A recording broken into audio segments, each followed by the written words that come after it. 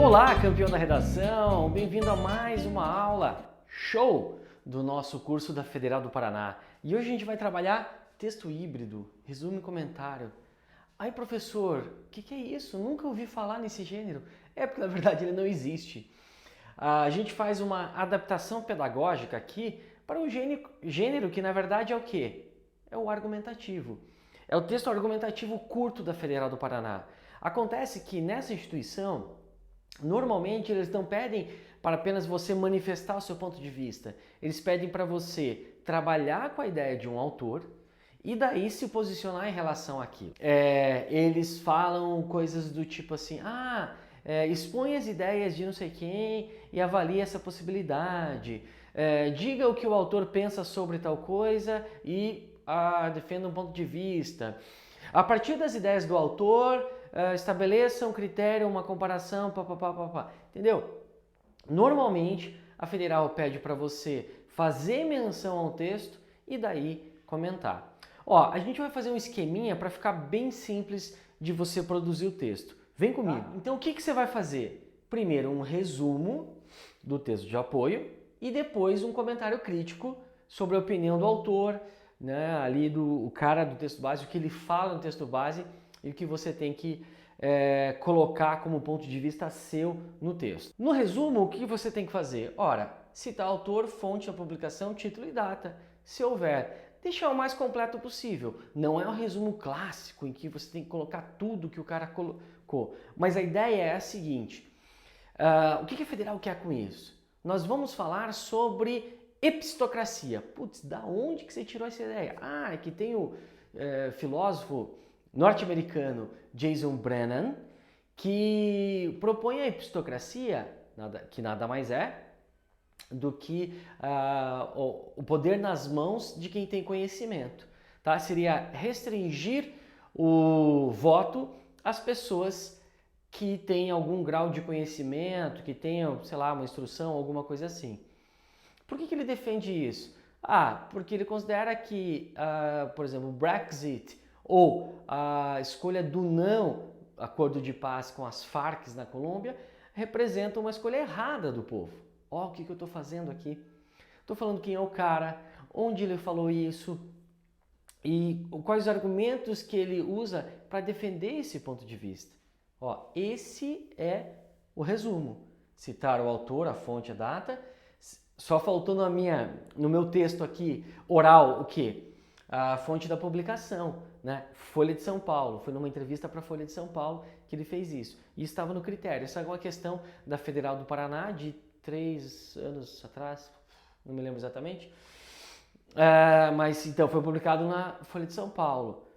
Eu citei o tema, a tese e os principais argumentos do autor, tá? E usei verbos de dizer, né, para indicar o discurso dele, tá? Qual era a pergunta da Federal do Paraná? O que você acha de epistocracia? Não nessas palavras, obviamente, né? Mas se concordava ou não com a epistocracia. Ele pedia lá, apresente as ideias do autor e defende seu ponto de vista.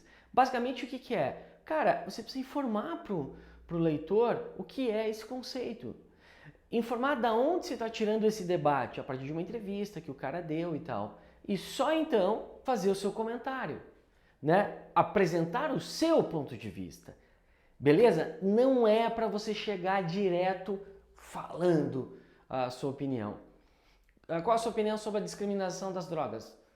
Eu acho que nada a ver, porque a discriminação das drogas não é isso. Você vai apresentar um problema, né? Dizer por que a gente está discutindo isso, e normalmente a gente está discutindo isso por conta de um texto base. Fazer menção ao texto base. Não colocar só assim, o texto 1, o texto 2. Coloque a informação completa. E daí o seu comentário. Procurando fazer o quê? Estabelecer um vínculo com a tese do autor do texto base.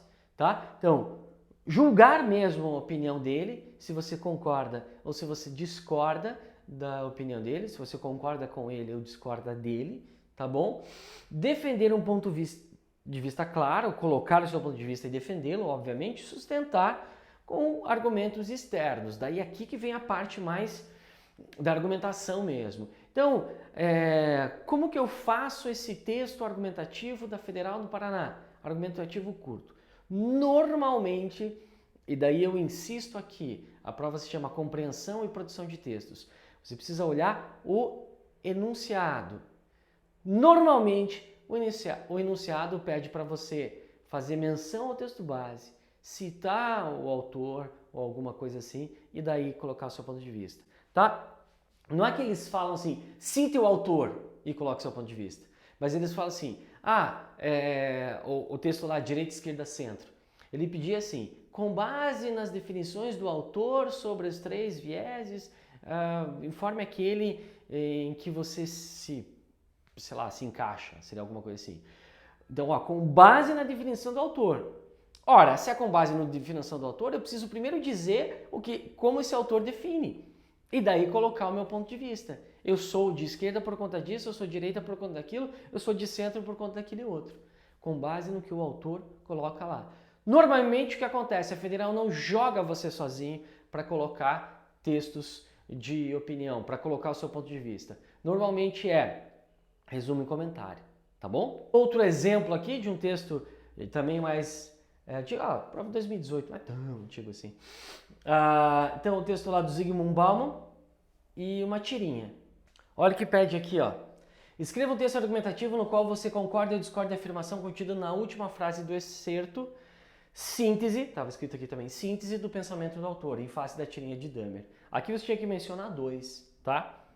A tirinha e o texto. Mas no exercício de hoje a gente ainda não vai fazer isso. Mais pra frente a gente faz isso. Repare, para você concordar ou discordar daquela afirmação que está no texto base, aqui, ó, eu pertenço ao mundo offline enquanto o mundo online pertence a mim, para você se posicionar em relação a isso, você precisa dizer que é uma afirmação do Zygmunt Bauman, no livro Estranhos à Nossa Porta, em que ele fala isso, aquilo e crava pau. Daí você põe o seu ponto de vista. Vamos pensar num exercício aqui, e daí eu vou montar um esquema para vocês produzirem esse texto. Esse é o exercício que você tem aí no material. Leia a seguir o fragmento do capítulo Somos Todos Racistas, da obra Todos contra Todos, de Leandro Carnal, historiador brasileiro, publicado em 2017. Tá?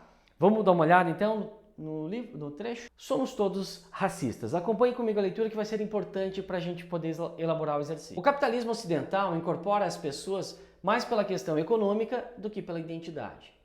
Portanto, acredito que o racismo nos Estados Unidos tende a diminuir em função do negro consumidor, não do negro cidadão, tá? Então, o capitalismo incorpora as pessoas pela questão econômica e não pela identidade. Então, assim como os gays têm cada vez mais espaço no mundo porque são consumidores, daí criam-se espaços para eles consumirem, para os negros dos Estados Unidos também haverá isso. É mais ou menos isso que ele quer dizer, ele não fala em gays. Essa é uma leitura que eu tenho de outra entrevista que ele deu e ele falou a mesma coisa. No Brasil, o fato de que há uma coincidência entre exclusão social e exclusão de identidade étnico-racial faz com que essa questão se misture e se intensifique. O que leva muitos críticos da política de cotas a questionar a ideia de que no Brasil não há propriamente um racismo ou uma diferença de interpretação de cor, e sim uma interpretação de renda, um abismo social. Em outras palavras, tem-se a ideia de que há uma desigualdade social e não de gênero ou cor. Tá? Ele fala, no Brasil há uma coincidência entre a população mais negra e a população mais pobre, certo? E com isso, segundo o Carnal aqui, as pessoas costumam interpretar que não há um preconceito racial, e sim um preconceito social. Não há preconceito com o negro, e sim com o pobre. É isso que ele comenta. Essa é sempre uma explicação predominantemente feita por um determinado grupo branco. É sempre uma explicação de quem não sentiu preconceito contra si. E como tal, diz que não há preconceito. É como a moral masculina sobre as mulheres. Dizem, não há cultura do estupro porque eu nunca fui estuprado. O aborto não seria um problema se a moral fosse feita por mulheres. O racismo não existe na percepção das pessoas que não são alvo desse racismo. Certo? Então o que ele está dizendo assim, que as pessoas dizem que não há racismo, mas normalmente quem diz que não há racismo são aquelas pessoas que não são alvo do racismo. Ele faz a comparação aqui, a questão da cultura do estupro e tal. Só quem é mulher, está caminhando na rua, percebe que tem alguém caminhando atrás de você, está caminhando meia-noite ali. Quando você meio que dá aquela espiada, vê que é uma mulher vindo atrás de você, você sente um alívio. Só quem sente esse alívio é que sabe o que é a cultura do estupro, sabe o que é ter medo de sofrer uma violência sexual. É mais ou menos isso que ele está dizendo. E o que ele fala do racismo é a mesma coisa. Tá? O racismo não existe somente na percepção das pessoas que não são alvo de racismo, de quem é branco. Eu, Leandro, fruto da classe média interiorana, nasci salvo. Me esforcei muito, trabalhei e trabalho como poucas pessoas. Acordo às 4 da manhã, sempre estudei como um condenado. Não há um traço do defeito da preguiça na minha biografia, mas nasci salvo.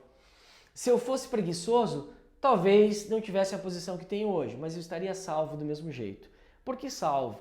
Porque ele tem uma vantagem competitiva, na opinião dele, pelo fato dele ser branco. O fato de debatermos intensamente quando uma menina negra de escola pública tira o primeiro lugar em medicina, e igualmente decorre conceitos como meritocracia, esforço, liberalismo e cotas, é porque o conceito ainda incomoda. O fato de debatermos Bolsa Família, que representa muito pouco da economia brasileira, e debatermos muito menos Bolsa BNDES, não debatermos políticas de juros diferenciados e não debatermos todos os outros benefícios, torna tudo muito claro sobre como a sociedade brasileira lida com esses problemas. Tá? Então, como incomodam muito algumas coisas, ele percebe que há um preconceito racial na sociedade brasileira. E quem não diz que há é somente quem não sofre racismo. Essa é a opinião dele. Você concorda com isso? O texto é justamente para você julgar esse ponto de vista. Vejam só, o que você tem que escrever. Para Karnal, preconceito não é apenas social. Escreva um texto explicitando como o autor caracteriza o cenário atual no tocante ao preconceito no Brasil e faça um comentário crítico sobre isso. Tá? Vamos completar a frase aqui. Para Karnal, o preconceito não é apenas social, é sobretudo racial. Esse é o pensamento dele que você tem que dizer no seu texto. O seu texto deve ter até 15 linhas, tá? Desculpe, está errado aqui, são 15, no teu material está certo. Citar e justificar o posicionamento do autor, dizer o que ele pensa, que o preconceito é racial, e dizer por que ele pensa isso, quais os argumentos que ele usa. Justificar com argumentos o posicionamento assumido por você. Tá? Então o que você faz primeiro? Volta para o texto. Dá uma olhada lá, qual que é a tese dele? O preconceito é racial no Brasil, não é apenas social. Por que ele diz isso? Ele vai colocando lá vários argumentos. Daí você vai pegar isso e jogar no texto. Vamos planejar a sua redação aqui. Bem legalzinho hoje, hein? Bem feitinho, bem destrinchado. Para o resumo, autor, fonte, título e data. Então, fragmento do capítulo Somos Todos Racistas, do livro Todos contra Todos, de Leandro Karnal, historiador brasileiro. Esse livro foi publicado em 2017. Qual é o tema do texto? Racismo na sociedade brasileira. Então, ele cita como exemplo a sociedade americana, mas o texto é sobre a sociedade brasileira. Qual é a tese dele, o ponto de vista dele? O preconceito no Brasil não é apenas social, mas, sobretudo, racial. E os argumentos que ele utiliza para defender isso? A ideia de que o Brasil não há propriamente um racismo, uma diferença de cor, e sim de renda. Essa é uma explicação feita por um determinado grupo branco. É o mesmo que dizer que não há cultura de estupro porque ele nunca foi estuprado. Né? Racismo não existe na percepção de pessoas que não são alvo desse racismo. Eu, Leandro, fruto de uma classe média interiorana, nasci salvo. Preparado o resumo, planejamos o resumo, agora vamos para o comentário, o seu ponto de vista. Então, vínculo com a ideia de Karnal. Você discorda dele? Você concorda com ele? Pense nisso, coloque no papel isso. Tese, deixe claro se você concorda ou não com o fato de haver sim um racismo no Brasil, para além do preconceito social, que é o que ele fala. Então tem que estar muito claro no seu texto se você concorda com essa tese ou se você discorda dessa tese. Os argumentos que sustentem no seu posicionamento. Coloca dados, reflexão, exemplos, depoimento de outras pessoas. Um debate importante aí. Vamos ver como pode ser a estrutura do seu texto. Tá? Então olha só, o primeiro parágrafo é o resumo. O preconceito não é apenas social, mas sobretudo racial. Ao menos é o que defende o historiador Leandro Karnal em seu livro Todos contra Todos. Em fragmento do capítulo intitulado Somos Todos Racistas, o professor parará. Ele tem que colocar tese e argumentos dele. Beleza? Aliás, a tese já está aqui, né? Tem que colocar os argumentos que ele usa para defender isso. Daí, no segundo parágrafo, tem razão, professor Karnal. O preconceito velado é difícil de identificar e, portanto, de combater. Direitos garantidos por lei, daí começa o seu ponto de vista. certo? Ou discordo do professor quando ele diz que, ou o professor está equivocado quando diz. Isso aqui não zera a redação, tá? Como alguns pensam que zera. Só que não é a melhor forma de você colocar o seu ponto de vista. Você fala que o professor tem razão ou o Karnal está equivocado, já é o seu ponto de vista sem precisar colocar concordo ou discordo. É isso, campeão da redação. Agora é com você. Produza o texto, mande para nós e lembre-se, tem mais uma proposta para você produzir aí no material de apoio. Valeu, campeão. Até mais. Tchau.